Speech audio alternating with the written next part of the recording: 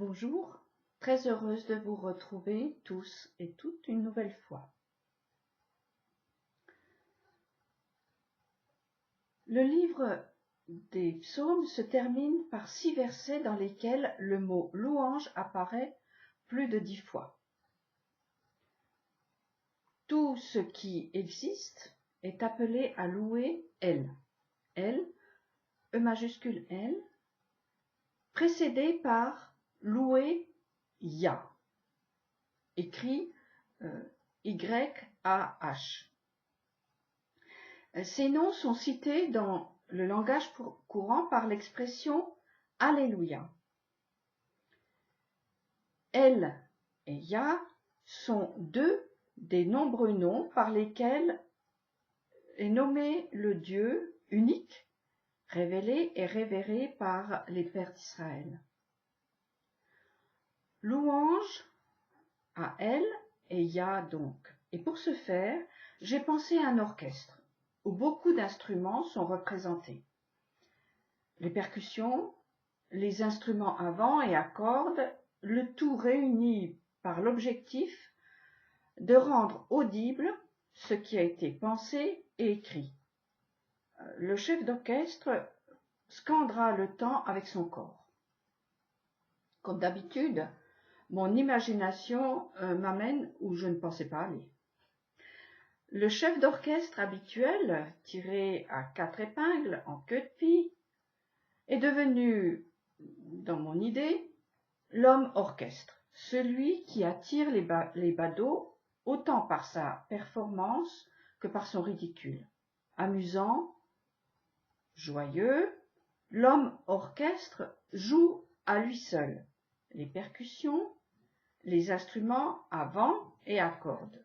C'est un artiste autant qu'un acrobate. Il est le chef et l'orchestre. Et puis, toujours dans mes délires, j'en arrive à l'orchestre intériorisé, ou plutôt au corps humain orchestre, où les organes forment un orchestre sous la direction d'un chef, le cerveau. L'objectif est de jouer un hymne à El et Yah. Que tout ce qui respire loue le Seigneur, Alléluia. Dans le petit psaume 150, les 3 familles d'instruments sont citées. Le chauffard, le luth, la harpe, le tambourin et les instruments à danse que j'imagine être les bras, les jambes, le torse et le bassin qui marquent et épousent le rythme. L'orchestre est donc au complet. La voix peut s'élever en apothéose d'une longue série de hauts et de bas, de pourquoi et de comment. Le corps humain un orchestre, bien sûr. Rien que pour parler, il a besoin d'instruments à vent et à cordes. Pour chanter, il ajoutera les percussions.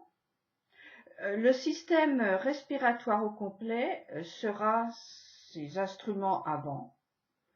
Les cordes vocales, la bouche et la langue forment l'ensemble des violons. Et enfin, le plus caché, mais pas le moindre, le cœur, souvent accompagné des mains et des pieds, donne le rythme. Que tout ce qui respire loue. Et chaque cellule de notre corps respire grâce au sang qui y circule. Chaque membre respire. Le corps entier respire, ce qui veut dire que de l'homme, dans sa totalité, peut s'élever une symphonie.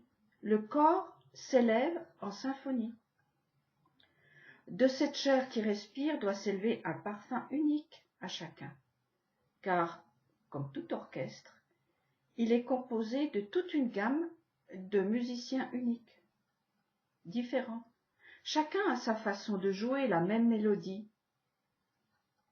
L'ensemble donne une harmonie. Chaque orchestre est reconnaissable par sa façon d'exprimer un texte musical. Chaque homme est unique dans sa façon d'exprimer une même idée. et à plus forte raison, la vapeur qui monte de son corps est unique. L'orchestre joue une symphonie par un savant mélange de sons. Mais ce n'est pas la seule forme d'orchestre. Il y a aussi le parfumeur avec son piano d'essence divers et variés. Il mélange les notes d'odeur. Nous avons aussi le cuisinier devant son piano de cuisson qui accommode les saveurs pour le plaisir des gourmets. 3 formes d'orchestre que seul l'homme peut mettre à profit pour exprimer l'essence de la matière dont il est façonné, son parfum, sa saveur, sa musique, qui, sans lui, ne disent rien.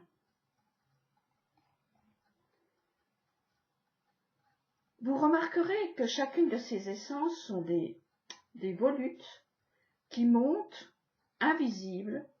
Elles s'élèvent, entraînant dans leur sillage celui ou celle qui est à la manœuvre, le chef d'orchestre.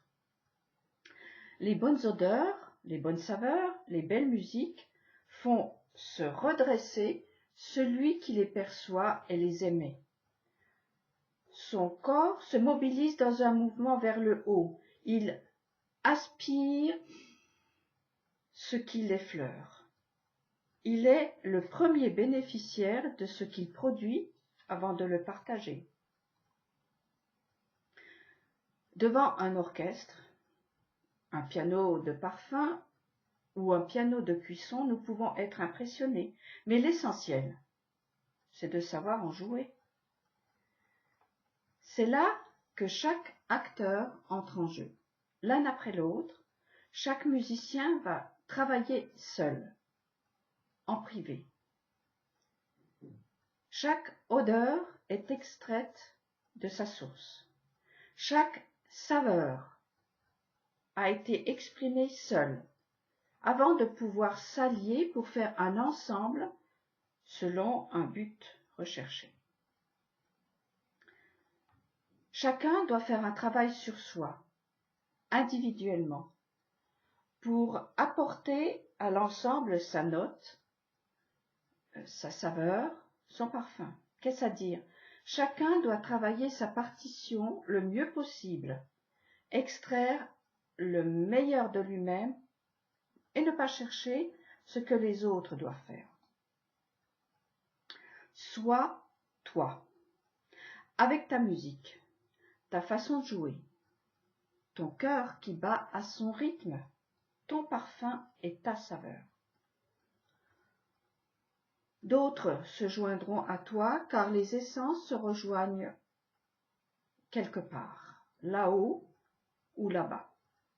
Libérées de la pesanteur, dans une sorte de don, elles s'élèvent ensemble pour former un bouquet de sensations qui s'unissent. Elles s'unissent en bas dans les hommes de l'art. En bas, les hommes orchestres se rencontreront, seront attirés l'un vers l'autre pour former un autre bouquet multicolore, apportant chacun sa personnalité pour faire entendre une symphonie venue de là-bas. Nous rejouons ainsi le point du commencement où l'Adam, souffle parlant, fut créé. Il ne pleuvait pas, rien ne poussait car il n'y avait pas d'Adam. Mais une vapeur s'élevait de la terre. Cette vapeur ressemble aux essences que l'homme extrait de la matière. Elle va former des nuages. Alors la pluie peut tomber. Les matrices peuvent s'ouvrir pour laisser passer la vie. La terre respire. Une âme vivante est enfin là pour jouer toutes les gammes du possible et faire monter les mélodies cachées dans la matière dont elle est façonnée. Après le déluge, on peut aisément imaginer qu'une odeur pestilentielle montait de la terre. Un silence pesant régnait.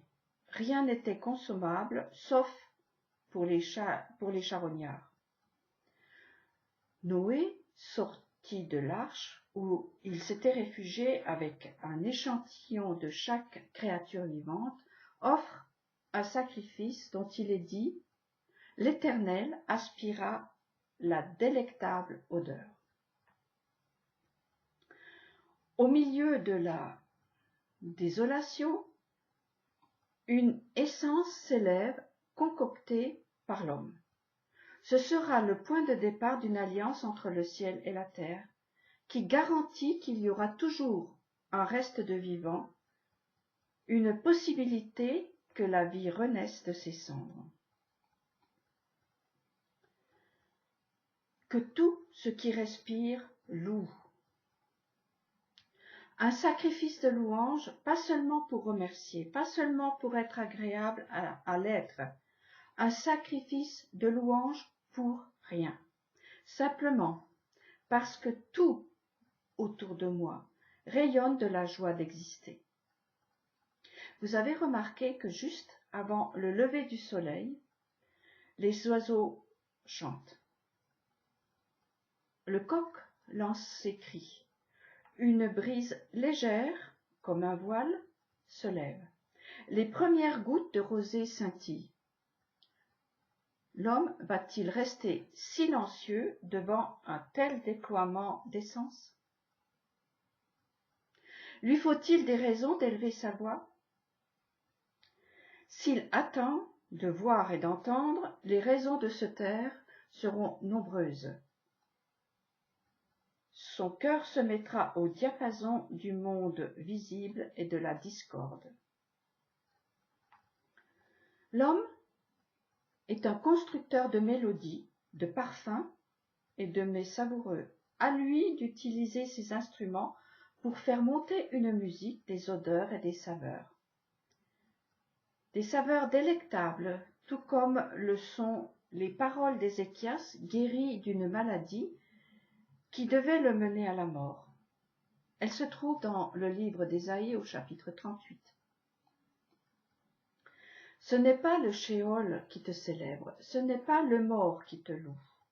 Ceux qui sont descendus dans le sépulcre ne comptent plus sur ta fidélité.